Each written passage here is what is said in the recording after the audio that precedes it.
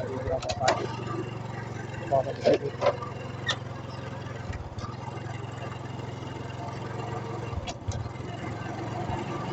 คือยา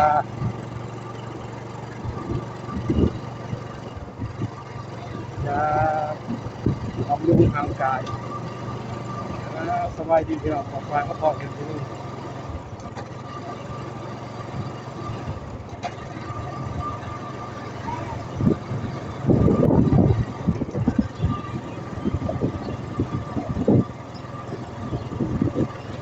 โอ้ลืมขวด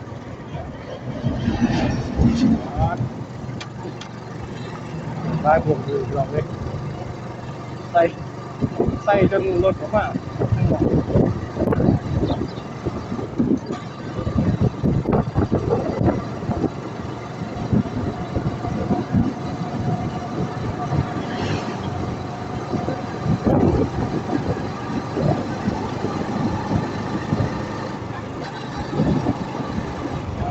เส้นทางหมายเลข13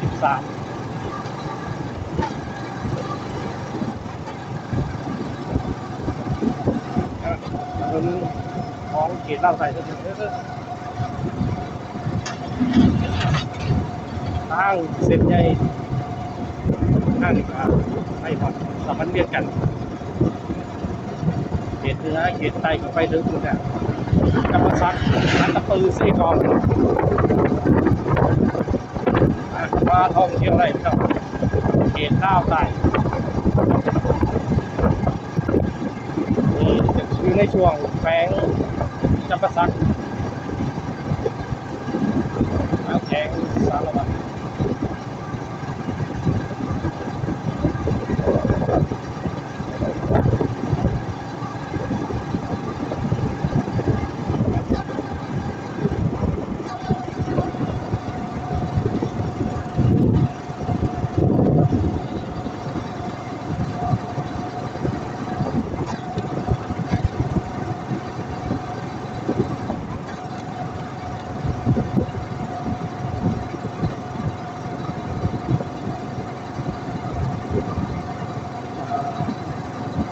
ก็ได้เริ่มร้อนก็แดดแจ่มเลย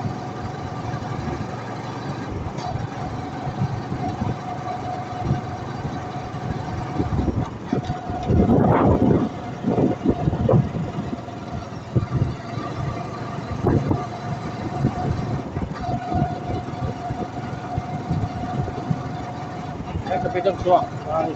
ทางดีช่วงทางนั่งคูข้างกำลังซ้อมแปลงพี่น้องไปบนไหนหรือว่าเมืองในประเทศใดกันบ้างถ้าเกิดว่าเฮาบ่คุ้นทางเฮาก็บ่ควรแล่นไว้อีกแล้ว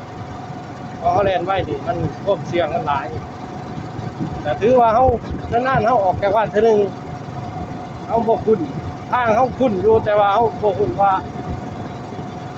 ทางมันสิดีหรือบ่ดีคุ้นแต่ว่าทางนี่ไปไสเฮาเลยออกเทื่อนึงก็ถือว่าแล่นไว้บ่ได้ก็ถือว่ามันเท่ขึ้นมาเฮาบ่รู้ขับรถไปความเสี่ยงมันก็หลาย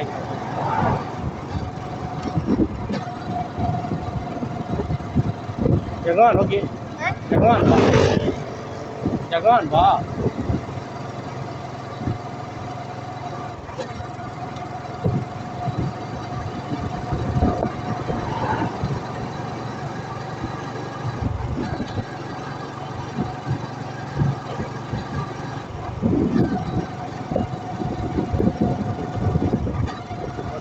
ขับรถมาดูน้ำมันเก็บน้ำมันบ่มีเรา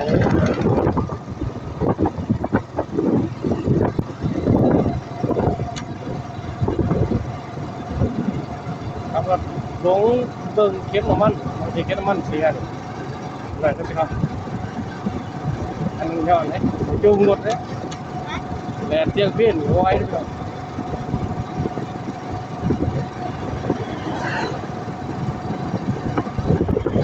เป็นคนเที่ยงถ้าเกิดว่าจะเดินทางไกลหรือไปใช้กระยาพยายามเช็ครถ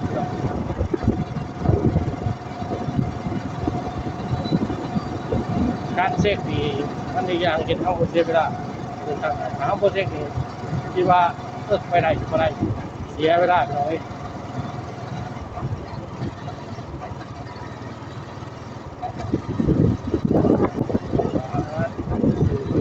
ตื่นหายมาทบตื่นเรื่องหวยเลยพี่น้องเลยดู พ่ออยากซื้อ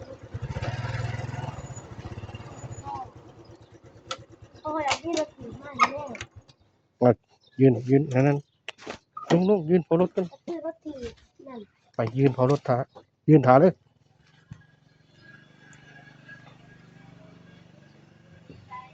มียาจุดกันยุ่งป่ะยาจุดกันยุ่งจุดยุ่งสีเขียวหูได้ก่อน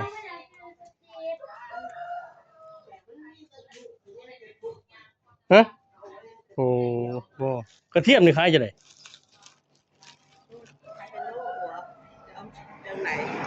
มีว่าหัวหอมบัว ซื้อมามันขายอยู่กับเน่า เ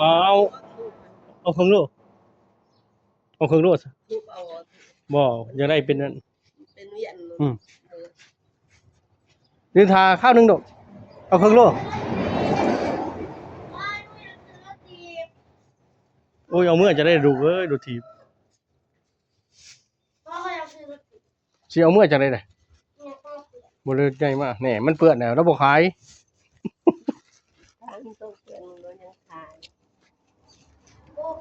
ไปเผารถกัน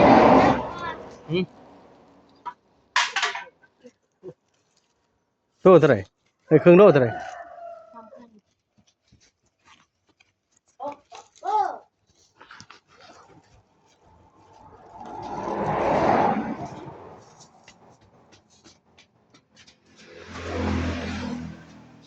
วัดเผารถ ไม่อยากซื้อไม่ใช่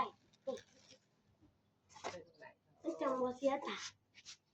คือหน่อยก็ว่าเสียป่า ตามภาษานะ อืม ไปเผารถก็ต้องทาลูก พ่อไม่อยากซื้อไม่จับ ขอบใจ พ่ออยากซื้อไม่จับตัวจับดิ เฮ้ย ก็เลย ตัวหัวมันบ่ฮะ อืม ไอ้บ่ นี่ว่าตัวหัวโทรศัพท์ ใช่ เฮ้ย โอ้มันมีเดี๋ยวนี้ เราถามเราว่าหัวโทรศัพท์หัวโทรศัพท์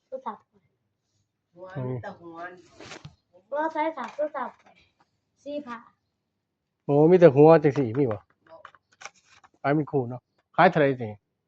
อันนี้ราคาอยู่นัง85อันนี้ไป เป็นยังขอบใจ อืม เฮ้ย เป็นยังก่อนคือมันซื้อมันแพงหมด บ่เขามีพอใส่อยู่หรอก มันเก่ามันเปื้อนทดสอบหัวนี่คันใดก็ไม่อยู่เลย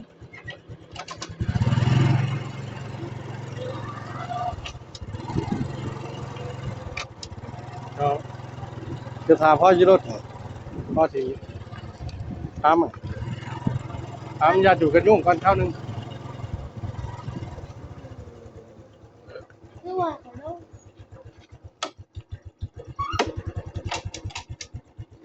ก็อยากซื้อมาผมใส่สื่อเป็นจัด มาเนี่ย ยืนทาเขาหนึ่ง ท้องสีดำซื้อมาเนี่ย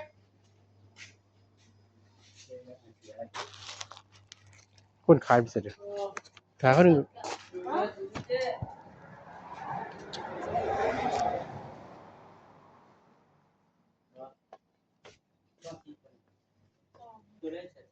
ยาจุดกันยุ่งเป็นวนๆนี่หมอยาจุดกันยุ่งฮะเจยาจุดกันยุ่งวนๆ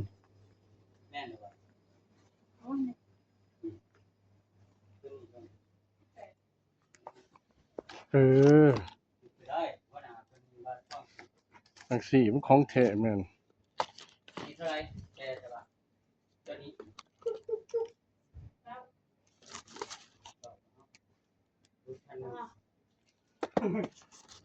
มันตกกล่องเท่าไหร่ เอาอย่างไรมา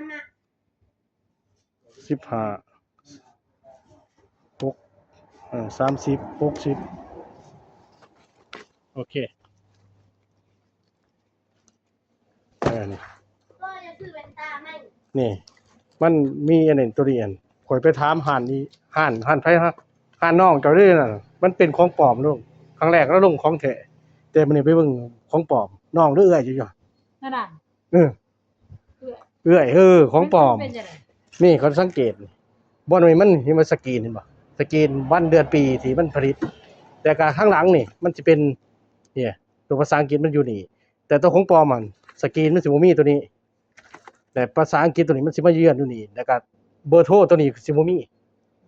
จูเลยมันบ่ตายมันหมินไปเลย ค่ะจะซื้อเป็นตาข่อยซื้ออันนี้หั่นข่อยกำกับ แน่ ข่อยกำกับมาเอาของแท้ ของแท้บ่บางทีถ้าเฮาบ่ฮู้เขาก็สวมได้ข่อยเห็นหมู่ข่อยขายน่ะมันเอามาสิมันบอกมาอันบอกว่าถ้าอยากฮู้สังเกตแนวนี้เห็นบ่จูตัวนั้นมันสิบินไปเลยมันสิบ่นั่น ไอ้ก็มาเอาแต่น้ำข่อย ปกติเขาก็ซื้อห้านเอื้อยเจ้าหั่นแหละแน่พอเพิ่นเอามาแล้วก็นั่น แล้วก็ซื้อต่อไปแล้ว ฮะ แล้วก็สิบ่จักคือว่า บ่จักหึโอ้ ซื้อไปใส่บ่นี่ ซื้อไปใส่ยุ่งกันโอ้มันยุ่งหลายเงื่อนแค่บุ้งทั่วโอ้ยลุกป้าเท่าไหร่เส้นหามบ่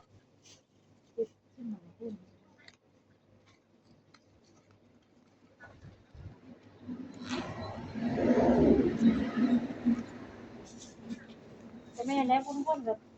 ไปพ้องไปเทศยังบ่ถือมาหามาน้ำข่อยทั้งของข่อยนี่ตายโลดเขาว่า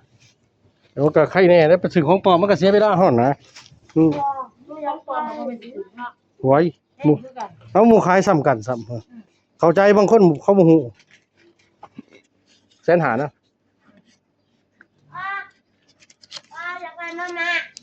มาพอซื้อไปได้ดีแก๊สหนึงขายจะได้มา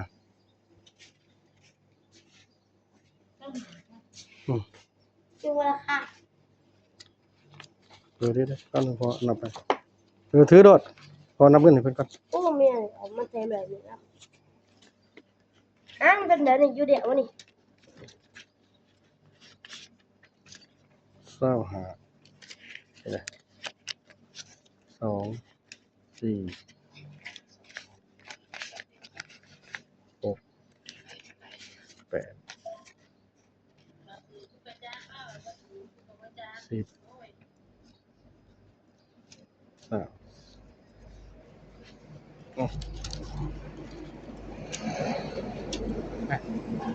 หมอเก่าสงสัย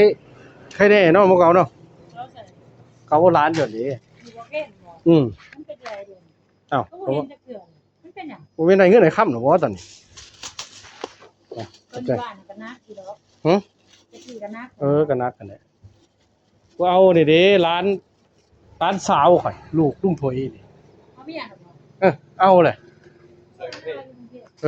เนี่ยขอบใจ ตอนที่ว่าจะขี่ก็นัก นี่ว่าใครแน่ว่าซะ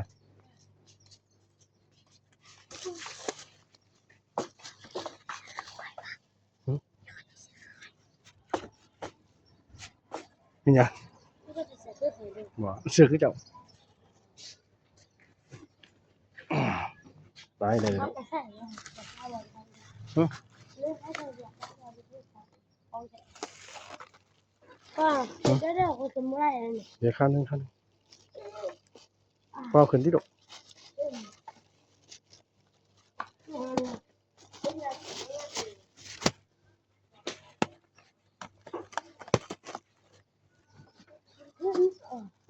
เราจะขึ้นได้เกือบโต๊ะเลย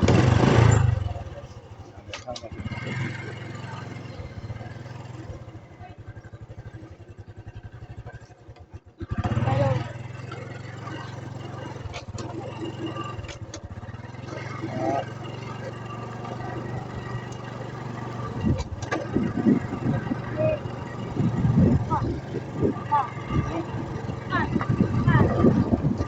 ผ่านผักเล่น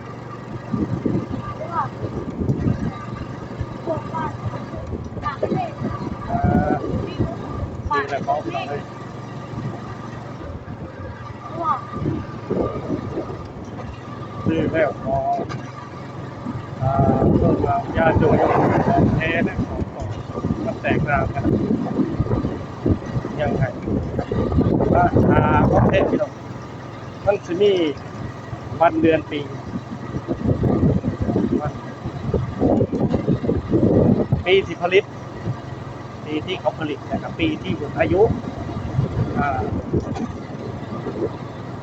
เพราะว่าของถ้าเป็นของปลอมมันจะมีนะ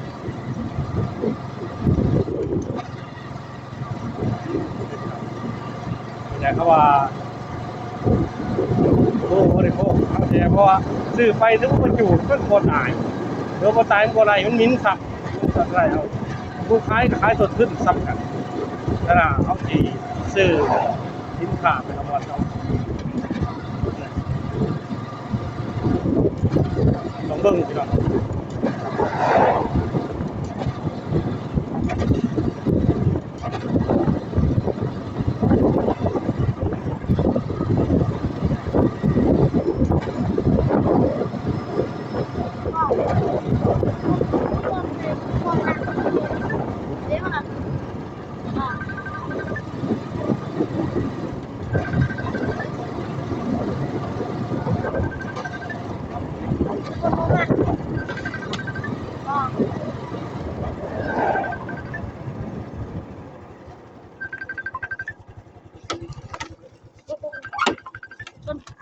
มาคลินิกก็ได้ก็เชื่อพี่น้องบางเข้ามาสบายดี